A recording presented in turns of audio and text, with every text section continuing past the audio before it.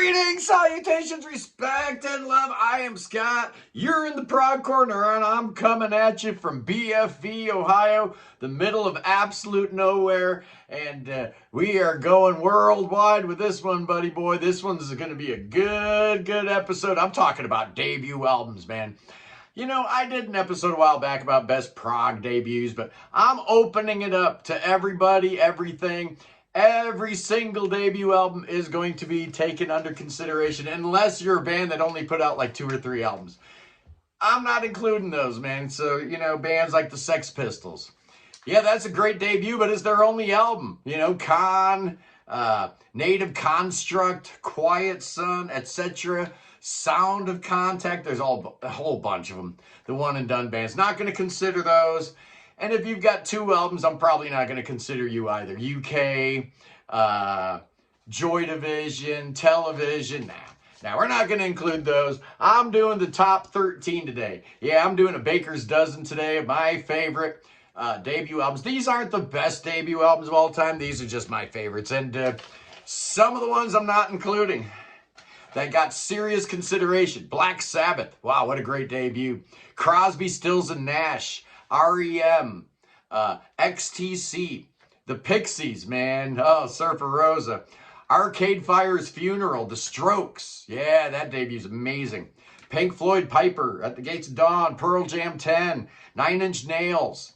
Yeah, Pretty Hate Machine. Devo, Question, Are We Men? Answer, We Are Devo. Steely Dan, Can't Buy a Thrill. Wire, U2 Boy, Led Zeppelin, and the Beastie Boys, License to Ill. Did not make the list, but I'm telling you, the Beastie Boys came awfully close because I absolutely love that first Beastie Boys album. I think it's great.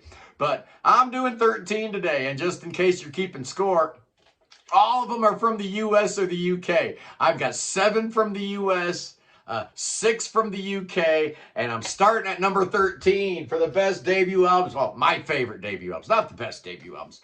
But back in 1982, a supergroup was formed, and I'm like most of you guys. I did not care for the first Asia album when it first came out. I love the Roger Dean album cover. I love the lineup, man. You know, and I think we were spoiled because just like 3 or 4 years earlier, we had the supergroup UK, and they absolutely sounded like you thought they'd sound like with that lineup. But when you've got these guys, you didn't really expect this album to be this commercial. But you know what? Asia was formed for a reason. They weren't formed to create Close to the Edge Part 2 or Carnival 9, Fourth Impression. This is a band that was designed to take on the world and conquer the world. They did it, man. They absolutely did it. This album hit number 1. It was the best-selling album in 1982. It even sold more copies than Michael Jackson's Thriller in 1982. That's how big this album was. The single Heat of the Moment hit number 4. It did exactly what it was supposed to do. An absolute, total success. Yes, indeed, at number 12. We're going to the U.S. with this one, and a band out of Sacramento, California, slacker lo-fi band called Pavement. Oh, yeah. Their 1992 debut, Slanted and Enchanted. Apparently, the band was formed in 1989. Stephen Malkmus, Scott Canberg, Steve West, Mark Eyeball. What a great band, and this is their debut, and I love it, man. Summer Babe, such a great song. Trigger Cut. This whole album's great, man. Fame Thrower. Oh, yeah. I love Pavement. All 5 albums are great, and it started right here. Absolute masterpiece. And here we go at number 11. Probably a little low. You guys are probably going to be surprised to see Emerson, Lake and Palmer's debut album not be able to crack the top 10. But honestly, it's not my favorite ELP. I know a lot of people love this album. I prefer Tarkus, I prefer Trilogy, I prefer Brain Salad Surgery, and if I'm being real honest, I prefer Pictures at an Exhibition too. This album is awesome, but it just feels like they were just a little thin of material, right? They didn't quite have enough material to do a whole album. It was a rush job, but still a fantastic album. At number 11, the ELP debut. At number 10, oh, back to the USA, boys and girls. And yesterday I told a tale about how I was in the Virgin Islands and I picked up Van Halen 1 and 2 that same day. I might prefer Van Halen 2. It's just a personal thing, but I know Van Halen 1 is the better album. I mean, it's got Running with the Devil and Jamie's Crying and what else is on there? Ice Cream Man, Little Dreamer, Ain't Talking About Love. The whole album's amazing. Look at David. One of the greatest frontmen in the history of mankind. You know, everybody talks about Eddie Van Halen and his, pyrotechnics with his, hammer-on technique and stuff. I don't care, man. It was David Lee Roth that got me into this band. One of the best frontmen ever. Fantastic band. Fantastic album. At number 9, staying in the great US of A. Although Jimi Hendrix had a very strong European connection. He was touring in Europe, and that really is what got him going, but he's an American guy, so we're including him in American music. Absolutely. And the first Jimi Hendrix Experience album, Are You Experienced, 1967. This thing hit number 5 on the Billboard charts, and it's just loaded with hit after hit. It starts with Foxy Lady. I mean, what else do you need to know? Look at that album cover. It's iconic. Oh, what would Jimmy have done if he would still be with us? Imagine the greatness that Jimmy would have given this world. Oh, and there's another cat who also died way too young in the number 8 spot for the greatest debut albums of all time. I'm going with The Doors, also from 1967. There were 6 albums with Jim Morrison, and then he passed away in Paris. But all 6 are amazing, and it starts with this one here. I mean, come on, man. Light My Fire, Break On Through, The End, Soul Kitchen. Every song is a song you know. Every song is a classic. It's great. It's fantastic. Maybe I prefer the second album, but I'm not quibbling. This album is amazing. I love it. At number 7, staying in the good old US of A, man. America's got all the best debut albums, apparently. And in 1969, a little band out of Chicago moved over to LA and recorded their debut album, Chicago Transit Authority. They would switch their name to Chicago after this album, after getting sued. But this album remains just an amazing slice of jazz rock. There's so much improv, so much greatness. The horn charts are out of this world. Those guys were working in unison like no other. I love Chicago. They were the first band that was my band, right? That first band I fell in love with was CTA. I absolutely adored them right from the get-go because, all the other music that being played in my house was like my dad's music, the jazz music he loved, or, the stuff my older brother was playing. Chicago was my band, and I will always love them. At number 6, it's time to go back to the United Kingdom. And back in Christmas Day 1975, I guess, Steve Harris formed a little band called Iron Maiden on the East End of London. And it took him all the way to 1980 to put out the debut album. And it was so worth the wait, man. Oh, yeah, look at that album cover. The first time you seen Eddie, right? Man, I found out about this band. I was at band practice with my drummer. He was running late. We were all wondering, hey, where's the drummer? We can't start practice without Mark. And he rolls in, and man, I'm sorry, I was riding around listening to this new cassette that I just got. It's by some band called Iron Maiden. And we put it on, but side 2 was going, so Transylvania was the very first thing I ever heard by Iron Maiden, and I was hooked. And I've been in love with this band ever since. Prowler, Running Free, Phantom of the Opera. I mean, right from the get-go, right? Right from the rip, Iron Maiden came fully formed. Even though they would get better and better, right? Dennis Stratton's on this album. He would leave after this, and they'd pick up Adrian Smith, and then they'd, get Bruce, and then they'd get Nico. And so, like, each album, those early albums, they were just getting better and better and better until you finally got to Peace of Mind, and they were fully formed. But oh, man, the first Iron Maiden album, I just love it. I love these guys. I love me some Maiden. At number 5, staying in the UK with a weird one. This is an album that got 2 different releases. It came out in the UK in 1977. I'm talking about the Clash's first album. Oh, man, I love this album so much. But 2 years later, after their second album actually had come out, this album was finally released in the U.S. because apparently over 150,000 copies of the import were sold in the U.S. So the label figured out maybe we were wrong. They were thinking, oh, there's no commercial appeal to the Clash. So they did reissue it in 1979. This is the UK version. But the US version's actually better because they get rid of Deny, they get rid of Cheat, Protex Blues in 48 Hours. They jettison those songs and add better songs like White Man and Hammersmith Palace and Clash City Rockers and Complete Control.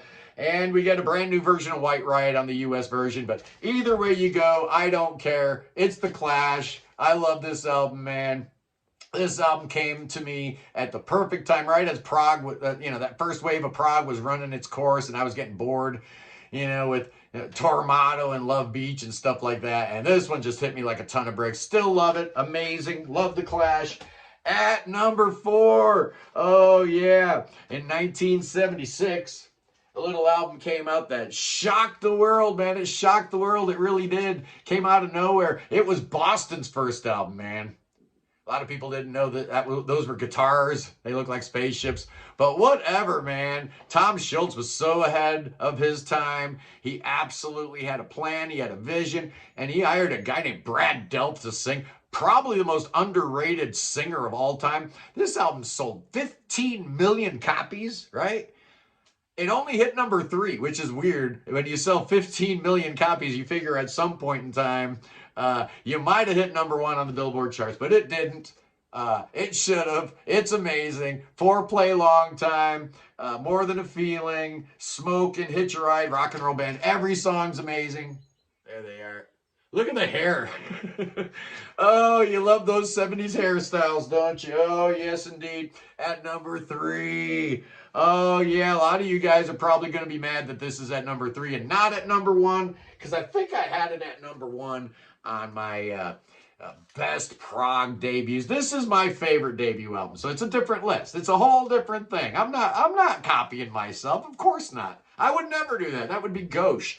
It's King Crimson in the Court of the Crimson King, 1969's shot heard around the world with the great album cover with Robert Fripp and Greg Lake doing their thing, Ian McDonald. Oh, man.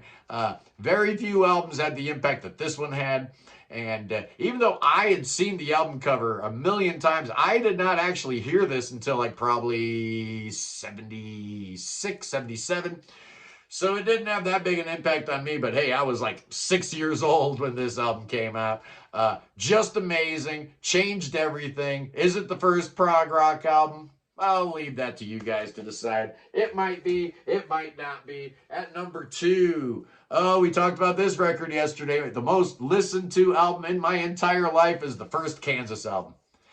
Oh, man, I can't get enough of this album. It's just amazing. It is my favorite Kansas album. I love their first 6 albums so much. I've even come around on Audio Visions, right? So let's call it their first 7 albums are amazing. But it all started with this one, and it is my favorite. I just love it. I adore every track. Can I tell you? Bringing it back, giving you that, Americana feel. Lonely Wind with the beautiful harmonies. Bellix's Journey from Maribron. On and on. Every track is a keeper. So why isn't it my number 1? Why isn't it the best debut album of all time? Well, I've got a number 1 album here. Debut album, my number 1. I think it's the best debut album of all time. I really do. Let me get my cheat sheet out here so I remember everybody's name in the band.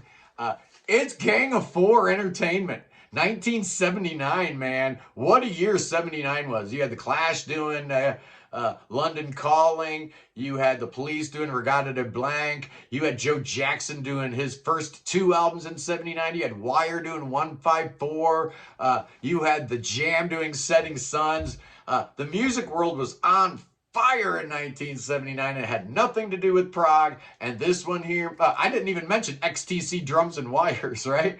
I mean, 79 was an amazing year, but this one here, Gang of Four Entertainment, oh man, if you like your post-punk with a little bit of funk, a little bit of reggae, a whole lot of dissonance, a whole lot of lefty politics, oh man, this album is so good. John King is the vocalist. Andy Gill is the incredible guitar player playing all those dissonant chords, just amazing.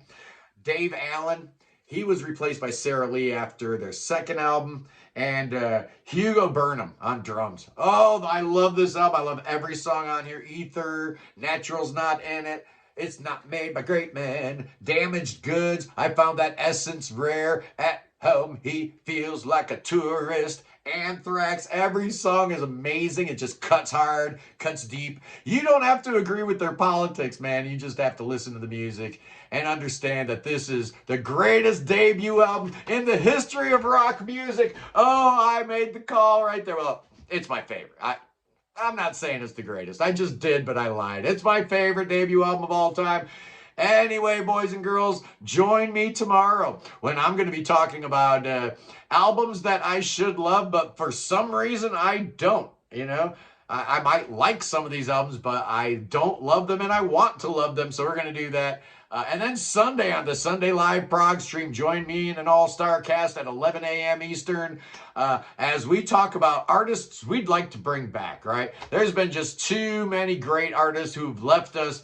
So we're going to resurrect them, man. We're going to bring them back from the dead. I'm going to create my own band, and my guests are all going to, create our own imaginary rock bands from dead rock stars. It's going to be a lot of fun. Join us then. Anyway, boys and girls, I love you. Peace in the Middle East. Free Tibet. Free Ukraine. Free your mind. Free beer. Free Willie. Got a free Willie. And God save the king. Oh, that cotton picking king. Oh, we need you saving. Bring that boy to Ohio. Oh, yeah, we're going to listen to some prog rock. We're going to do spells and incantations. We're going to do thoughts and prayers. I got prayer warriors all lined up. I got a prayer circle going right now. Hey, where's the king? I don't know. I heard he's in Ohio. Well, if he's in Ohio, he needs to go see Billy Bob. Hey, Billy Bob. Bust out them snakes. Oh, yeah, Billy Bob's got them snakes. I love you guys. I'll see you tomorrow. Peace.